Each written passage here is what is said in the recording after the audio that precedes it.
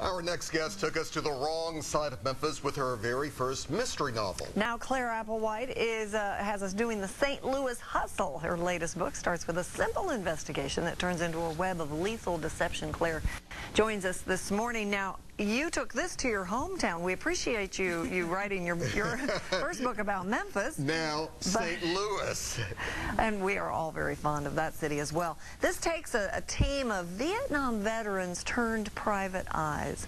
I find that interesting that you went to that era. Is that in a way to honor men and women who fought that battle that, you know, and didn't really get respect for so many years? Yes, it was, and I have some dear friends from that era that are still suffering from PTSD, post-traumatic stress syndrome. Yeah. And I know them very well, and the first book did very well because of that, and it lent itself to a series because this does go on and on.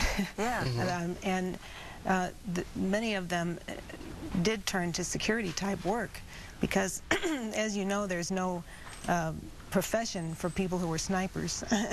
Right. Yeah, that's very deep. So as this story opens, they are opening their Grapevine Investigations private investigation company, and they're awaiting their first client, and they don't have long to wait because a stunning brunette walks in and asks them to trail her philandering husband.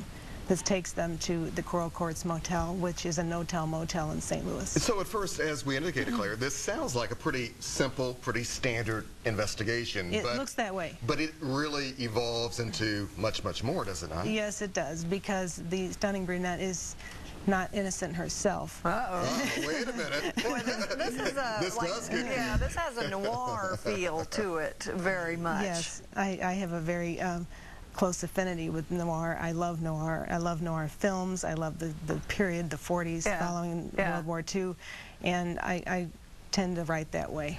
So, without giving too much away, when do we begin to suspect that this stunning brunette is not all that she seems?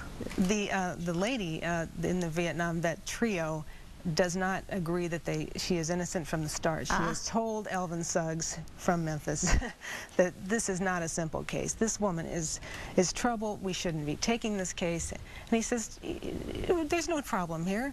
See, it's female instinct, Alex. What do we mean by trouble here in this case? She sees her coming out of the office. She says, don't you notice the dark glasses? Don't you look at the smug look on her face? She's taking you guys for a ride. See, if you just listen. But I didn't see that, Claire. I didn't see this. I thought this was just this this nice woman. Because she was stunning. Well, is that the case? That's what blinded the guys, right? Well, Elvin got her a Diet Coke. He makes her at home, and he's got his dog right by him the whole time. But there's also a little bit more deception going on, you know, as the plot develops also.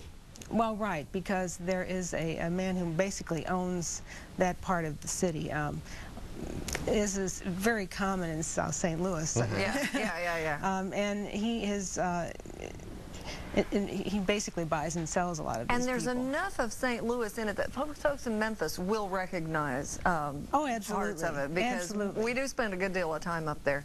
All right, Claire, it does not have a book signing this trip, but she'll be back, and this is at the Booksellers of Laurelwood, right? That's right. I was there yesterday. Awesome. So she's some signed copies there. St. Louis Hustle. This is good. I do have another book coming out in December, Candy Cadillac, which does feature... Does it continue the Yes, it does. And fourth book, Elvin comes back to Memphis. Come on back. Come on back alive. back here. Thank you very much. Congratulations. Thank you. If you just listen to the women.